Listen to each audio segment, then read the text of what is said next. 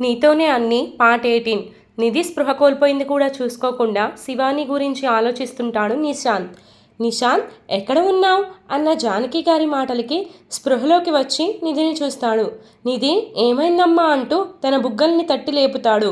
ఉలుకు పలుకు లేకుండా పడి ఉన్న చెల్లిని చూసి బాధపడతాడు నిశాంత్. నిధిని వెంటనే మంచం మీద పడుకోబట్టి మొహం మీద వాటర్ చల్లుతాడు. నెమ్మదిగా కళ్ళు తెరిచి అన్నయ్య అని మళ్ళీ ఏడవడం మొదలు పెడుతుంది.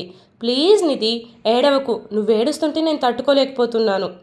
నా గురించి చెప్పి నిన్ను కూడా బాధ పెడుతున్నా అన్నయ్య అని మనసులోనే బాధపడుతుంది. నాకు ఒంటరిగా ఉండాలనిపిస్తుంది, కొంచెంసేపు నన్ను ఒంటరిగా వదిలేయండి అంది నిధి. ఈ పరిస్థితుల్లో నిన్ను ఒక్కదాన్నే ఎలా వదిలేస్తా అంటాడు నిశాంత్ ఆమెతో. ప్లీజ్ అన్నయ్య, నాకు ఇప్పుడు ఎవరితో మాట్లాడాలి అని లేదు, నువ్వే అమ్మా నాన్నల్ని ఏదో ఒక విధంగా మేనేజ్ చెయ్యి అంది. ఈరోజు నైట్ డిన్నర్ కూడా చేయాలి అనిపించడం లేదు, ఏదో ఒకటి చెప్పు వాళ్ళకి. నిధి చేయి పట్టుకుని బాధలో ఎలాంటి తప్పుడు నిర్ణయాలు తీసుకోవు కదా అంటాడు. నాకు మాట ఇవ్వు అని చెయ్యి ముందుకు చాపుతాడు నిశాంత్.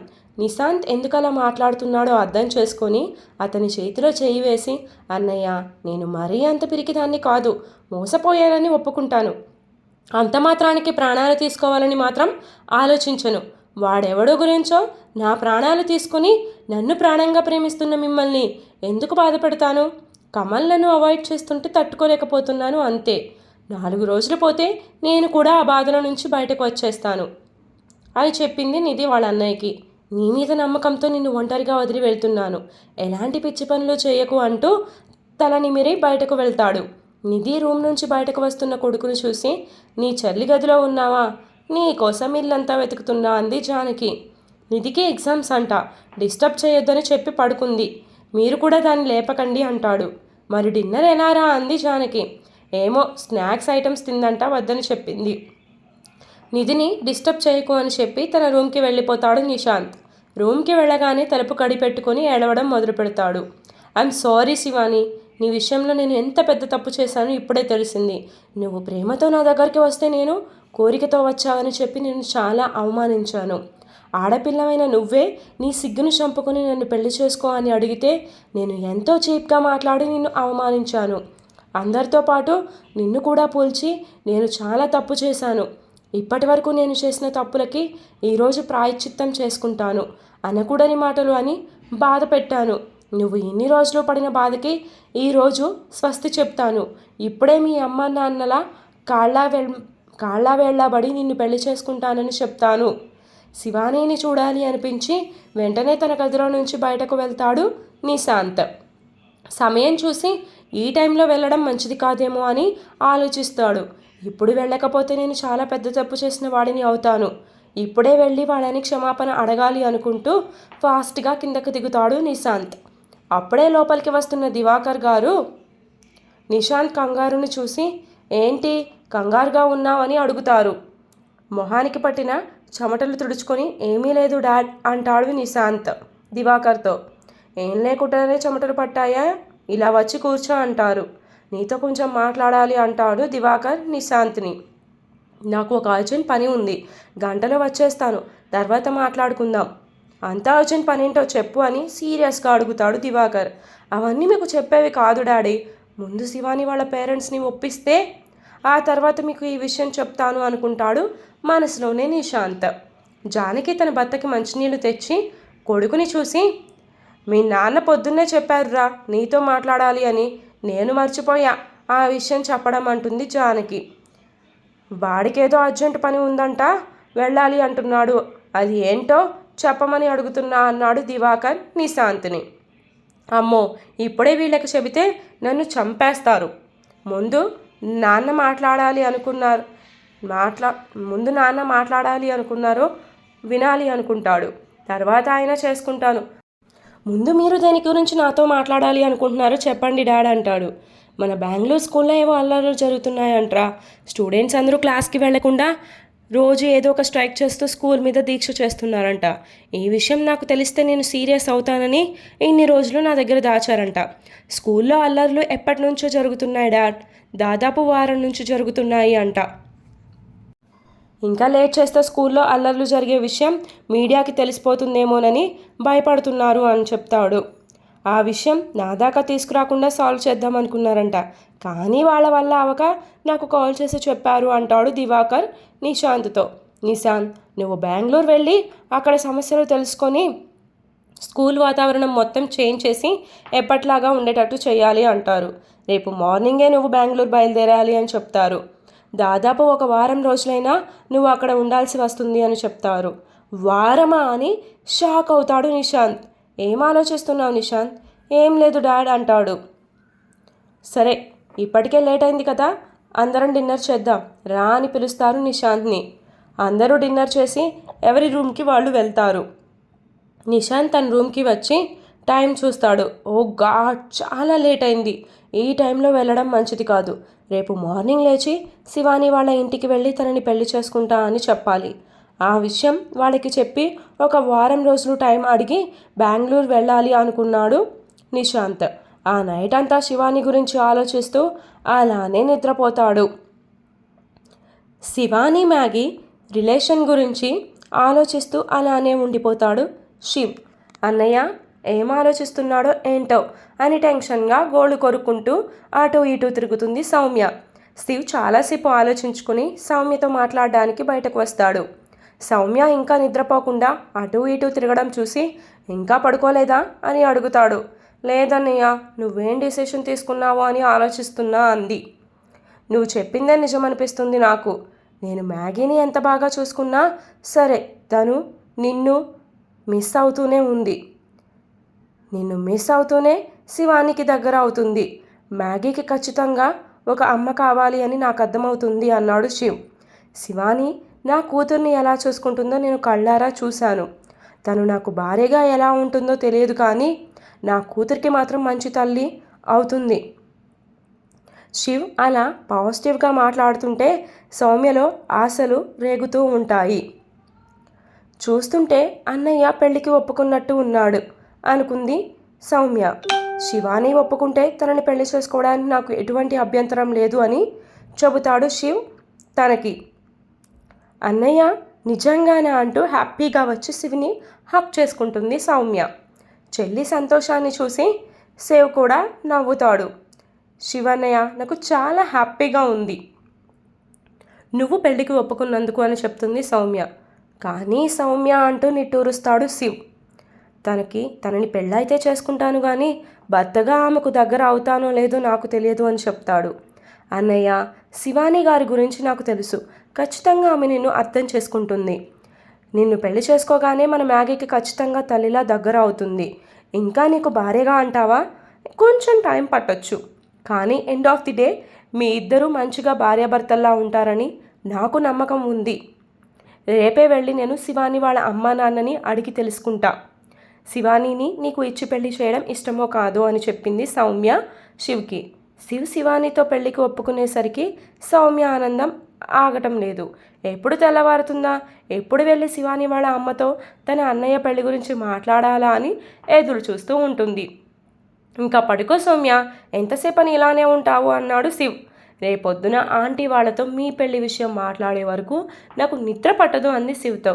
చిట్టి తల్లి, నువ్వు ఒక్కదానివి ఆరాటపడితే సరిపోదు కదా, వాళ్ళు కూడా ఒప్పుకోవాలి అంటాడు. వాళ్ళు సమాధానం చెప్పే వరకు కూడా నువ్వు లేనిపోని ఆశలు పెట్టుకోకు. నేను ఒప్పుకున్నాను కదా, ముందొచ్చి ప్రశాంతంగా నిద్రపో అన్నాడు శివ్. అది కాదన్నయ్య అని సౌమ్య గారాలు పోతుంటే ఇలా రా అని పిలిచి ఒడిలో పడుకోబెట్టుకొని పసిపాపని జోలపాడినట్టుగా జోలపాడుతూ ఒడిలో పడుకోబెట్టుకుంటాడు శివ్ తన చెల్లి సౌమ్యాన్ని నిద్రపుచ్చుతూ. అలానే కళ్ళు మూసుకొని పడుకుంటాడు.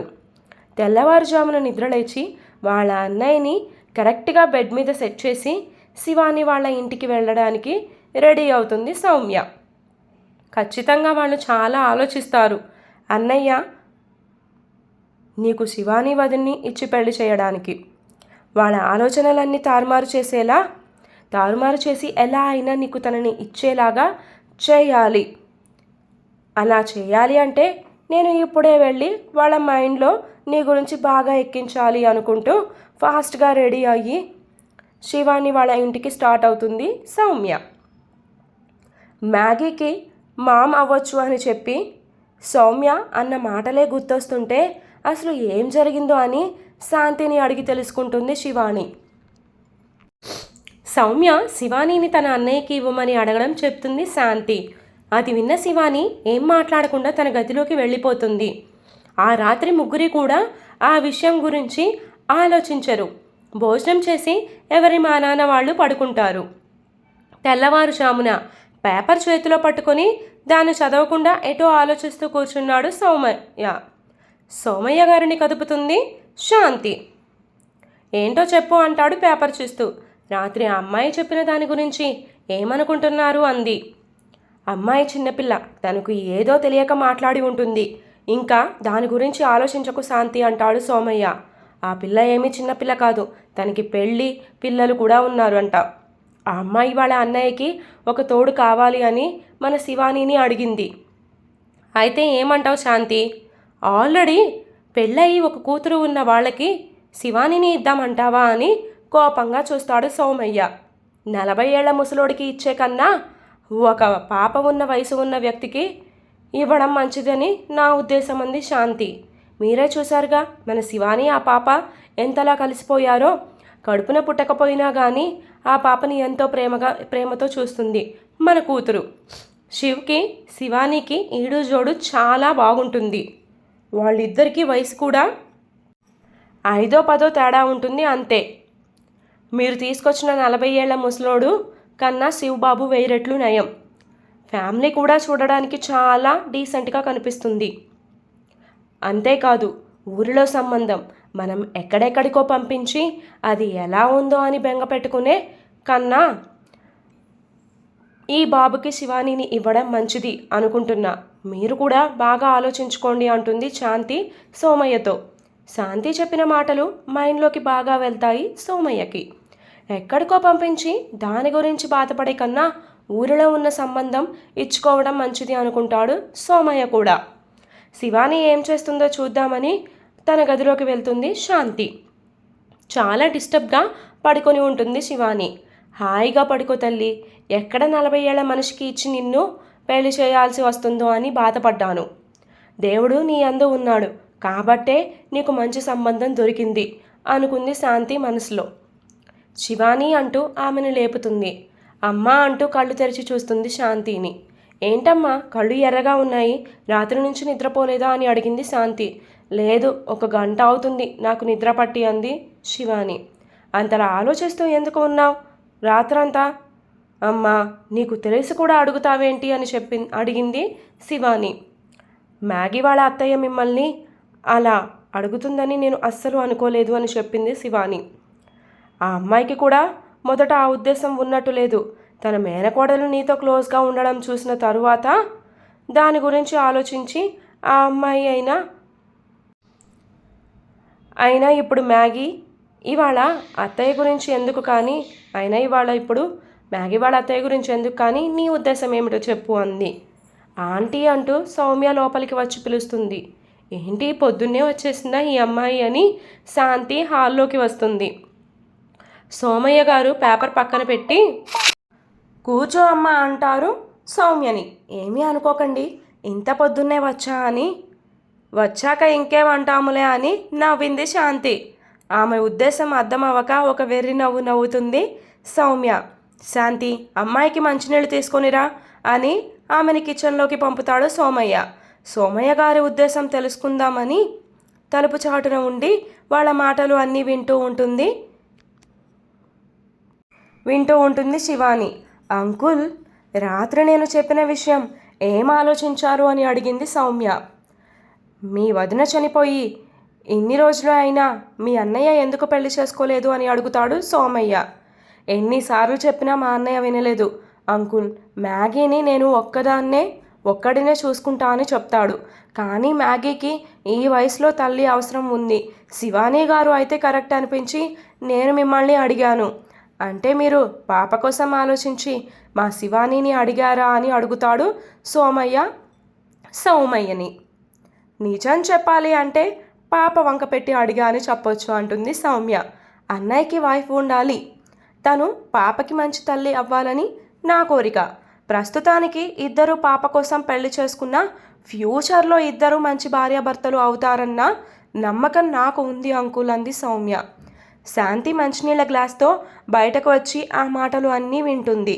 సౌమ్య థ్యాంక్స్ అత్తయ్య అంటూ వాటర్ తాగుతుంది. ఈ పిల్ల మామూలు పిల్ల కాదు, వరసలు భలే కలిపేస్తుంది అనుకున్నారు ఇద్దరూ కూడా. మేము ఇంకా ఆ విషయం గురించి శివానితో మాట్లాడలేదు. నా కూతురు నిర్ణయం కూడా తెలుసుకొని మీకు ఏ విషయం అనేది చెప్తా అంటాడు సౌమయ్య సౌమ్యతో. కూతురిని అడిగి చెప్తా అనుకుంటున్నారంటే ఈయనకి ఇష్టమే. ఎలా అయినా శివానీని కూడా ఒప్పించాలి అనుకుంది శాంతి.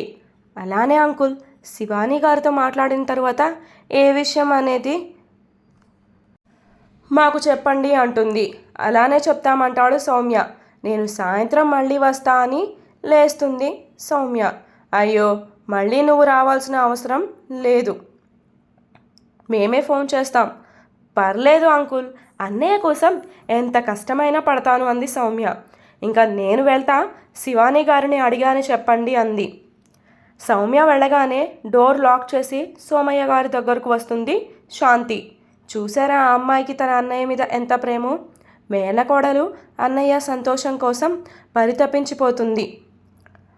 అంత చక్కనైన కుటుంబంలోకి పంపితే మన అమ్మాయి సంతోషంగా ఉంటుంది అంది శాంతి. నిర్ణయం నీది నాది కాదు, శివానీది శాంతి అన్నాడు సోమయ్య. ఆ అబ్బాయికి మ్యాగీ తండ్రి. టీచర్గా ఉంటే పిల్లని చేరదీసింది. తల్లిగా ఆ పాపని ఆదరించే ఉద్దేశం శివానికి ఉందో లేదో కనుక్కొని మన నిర్ణయం వాళ్ళకి చెప్దామంటాడు. ఇప్పుడు నన్నేం చేయమంటారండి? వెళ్ళి శివానీని మాట్లాడదామంటాడు సోమయ్య. శాంతి శివానీని తీసుకొచ్చి సోమయ్య దగ్గరకు వస్తుంది. నైట్ అంతా శివాని గురించి ఆలోచిస్తూ ఉండడంతో చాలా లేట్గా పడుకుంటాడు నిశాంత్. మెలకువ రాగానే నైట్ జరిగింది గుర్తు తెచ్చుకుంటాడు. ఓ నో, బెంగళూరు వెళ్ళాలి అని చెప్పారు డాడ్. చాలా లేట్గా లేచాను నేను. లేట్ అయితే అయ్యింది. ముందు శివానీని పెళ్లి చేసుకుంటా అని వాళ్ళకి చెప్పాలి అనుకుంటూ ఫాస్ట్గా శివాని వాళ్ళ ఇంటికి వెళ్తాడు నిశాంత్. ఈరోజు ఎపిసోడ్ ఇంతటితో కంప్లీట్ అయిపోయిందండి. For more updates to follow మీ స్టోరీ కంటిన్యూస్. నన్ను ఫుల్గా తిట్టుకుంటున్నారేమో కదా, ఎందుకంటే ఎప్పుడో 3ంటికి ఇవ్వాల్సిన అప్డేట్ నైట్ 8:30 9ంటికి ఇస్తున్నానంటే ఖచ్చితంగా మీరు తిట్టుకుంటారు అండ్ డిసప్పాయింట్మెంట్ కూడా అవుతారు. సమ్ టైమ్స్ కుదరడం లేదు, బట్ డేలో ఏదో ఒక రోజు అప్డేట్ అయితే ఇస్తాను ఖచ్చితంగా, ఎందుకంటే అలవాటు చేశాను కదా. నిశాంత్ ప్రపోజల్ ఏమవుతుంది అనుకుంటున్నారు? శివానికి ఇష్టమైనా శివుని పెళ్లి చేసుకోవడం, ఆమె మనసులో ఇంకా నిశాంతే ఉన్నాడంటారా, లేకపోతే నిశాంత్ని వదిలేసి మ్యాగీ కోసం శివుని పెళ్లి చేసుకుంటుంది అనుకుంటున్నారా? మీరు ఆమె మనసులో ఉన్న మాటని గెస్ చేసి నా కింద కామెంట్ రూపంలో పెట్టేసేయండి. మీ కామెంట్స్ బట్టి చూస్తాను శివ్కి సపోర్ట్గా ఉన్నారో, మీరు నిశాంత్కి సపోర్ట్గా ఉన్నారు అంటే శివానికి సపోర్ట్గా ఉన్నారో. సో మీ కామెంట్స్ కోసం వెయిట్ చేస్తూ ఉంటాను. నేను మీ Jyothi. For more updates to follow మీ story continues and bye bye. Love you all of you. Good night.